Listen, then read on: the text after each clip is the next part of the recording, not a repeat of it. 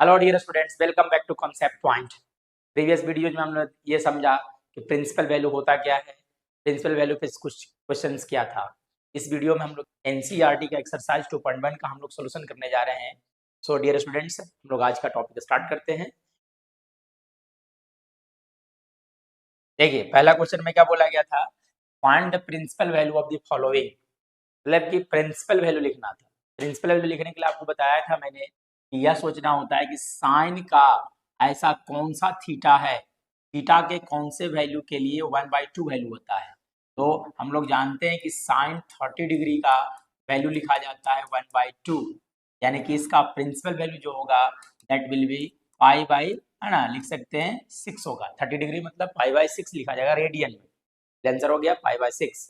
लेकिन हाँ, एक बार जरूर चेक करना है, जो आप आंसर लिख रहे हैं वो साइन का प्रिंसिपल वैल्यू होता है -π/2 से लेकर के +π/2 के बीच में होता है। तो क्या इसका प्रिंसिपल वैल्यू जो हमने लिखा है वो -π/2 से +π/2 के बीच में है? यदि है तो हमारा आंसर सही होगा। नेक्स्ट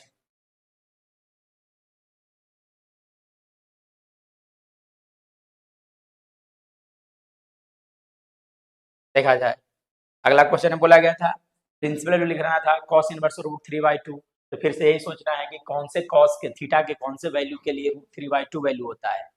√3/2 कॉस के लिए कौन सा थीटा का ऐसा वैल्यू है जिसके जगह पर इसका √3/2 मान होता है। तो उसके लिए हम लोग जानते हैं कि कॉस 30 डिग्री का वैल्यू होता है, यानी कि फिर से लिखा जा सकता है π/6।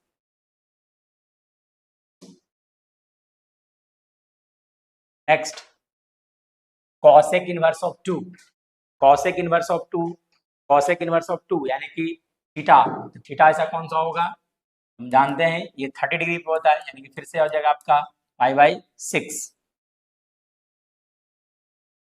नेक्स्ट, ये देखा जाए, देखो अभी तक जितना हमने क्वेश्चंस किया था उस समय पॉजिटिव वैल्यू था, लेकिन यहाँ पे देखा जाए tan इनवर्स ऑफ -√3 लिखा हुआ है।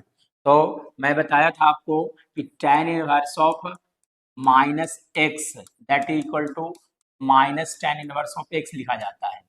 तो ये जो लिखा गया है डियर स्टूडेंट्स, इसे लिखा जा सकता है tan inverse of -√3 equal to -tan inverse of √3 लिखा जा सकता है। अब ये tan का वैल्यू √3 कितना पर होता है, तो हम लोग जानते हैं कि ये होता है आपका 60 डिग्री पर, यानी कि π/3 हो गया। नेक्स्ट, पचवा देखा जाए, cos इनवर्स ऑफ -1/2। देखो ये निगेटिव वाला है, तो हम लोग जानते हैं कि cos inverse of -x equal to लिखा जाता है pi minus cos inverse of x। तो इसे मैं लिख सकता हूँ cos inverse of -1/2 that will be equal to pi minus cos inverse of 1/2 होगा।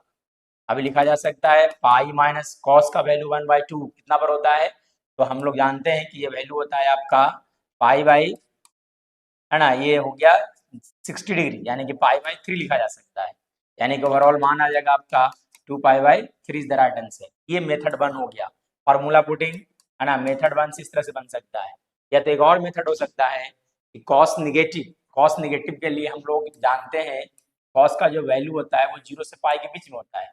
कॉस निगेटिव सेकंड क्वाड्रेंट में होगा, और second quadrant theta equal to लिखा जाता है पाई माइनस अल्फा। अल्फा मतलब क्या होता है, 0 से 90 डिग्री के बीच का एंगल। 0 से 90 डिग्री का बीच का एंगल, यानी कॉस पॉजिटिव बना के सोच लेना। एक बार आपको ये सोचना है कि कॉस इनवर्स ऑफ मोड ले लेना है, तो मोड लेंगे तो ये वैल्यू आ जाएगा 1/2 हो जाएगा। अब ये सोचना है कि पॉजिटिव 1/2, तो 1/2 हो गया कहाँ पर, ये लिखाएगा कन्फर्मली π/3 पर लिखाएगा।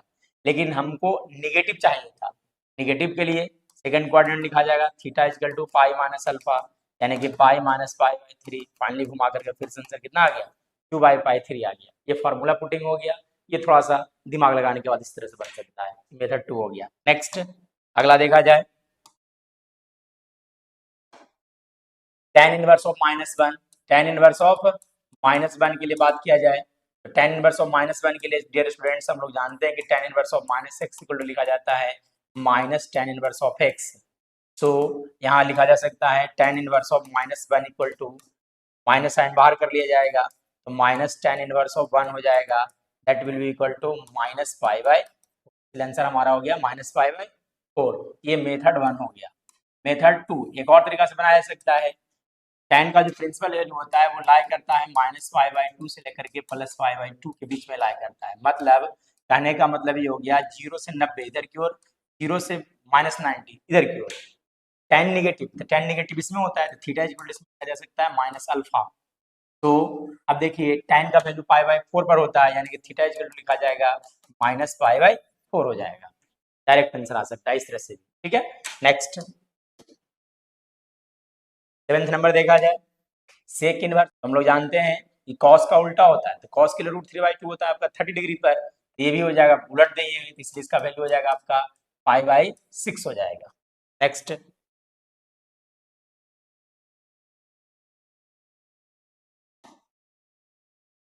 8 नंबर देखा जाए, कॉट इनवर्स ऑफ √3, तो कॉट का वैल्यू √3 होता है आपका 30 डिग्री पर, 30 डिग्री लिखेंगे फिर से π/6, इसलिए π/6 is the right answer. Next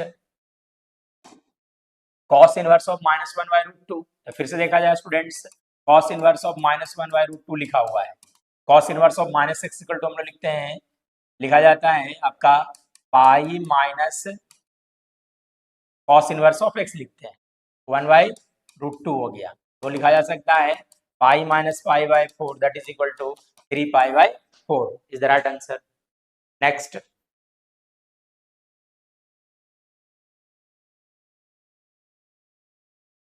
देखिए, कॉसेक इनवर्स ऑफ -√2 चाहिए था, तो कॉसेक हम लोग ये फॉर्मूला जानते हैं, cosec inverse of -x equal to लिखा जाता है minus cosec inverse of x होता है। सो यहाँ से कहा जा सकता है कि कॉसेक इनवर्स ऑफ -√2 को हम लोग लिख सकते हैं, माइनस साइन बाहर कर लिया जाए, माइनस साइन बाहर आ गया और ये लिखा जाएगा कॉसेक इनवर्स ऑफ √2, यानी कि ओवरऑल वैल्यू आ गया आपका -π/4, π/4 is the right answer. Next देखिए, अगला में बोला गया है कि find the values of the following, मतलब इन सबका वैल्यूज निकालना है, वैल्यूज कैलकुलेट करना है, तो कुछ नहीं करना है, इन सारे वैल्यूज के लिए प्रिंसिपल वैल्यू रखते चले जाना है। चलिए देखिए आ जाते हैं, tan inverse of 1, tan inverse of 1 को हम लोग लिख सकते हैं π/4, cos इनवर्स ऑफ, cos है नेगेटिव है, तो यानी से लिखा जा सकता है cos इनवर्स ऑफ आपका लिखा जा सकता है 1/2, और यहाँ लिखा जा सकता है आप, है ना, माइनस साइन बाहर आ जाएगा, तो ये आ जाएगा साइन इनवर्स ऑफ 1/2 हो जाएगा। नेक्स्ट यानी कि π/4 plus pi cos inverse of 1/2, तो कॉस का वैल्यू 1/2 होता है आपका 60 डिग्री पर, सो π/3 हो जाएगा, है ना, 1/2 होता है आपका π/3 पर, π/6 पर होता है साइन का वैल्यू, है ना। टेकिंग एलसीएम, तो एलसीएम हो गया आपका 12 एलसीएम जब ले लूंगा तो यहाँ पे लिखाएगा 3 पाई प्लस 12 पाई माइनस 4 पाई और -2 पाई हो गया, यानी कि फाइनली आ गया 15 पाई माइनस 6 पाई बाई 12, यानी कि लिखा जा सकता है 9 पाई बाई 12, यानी कि कट गया तो आ गया 3 π/4 is the right answer. Next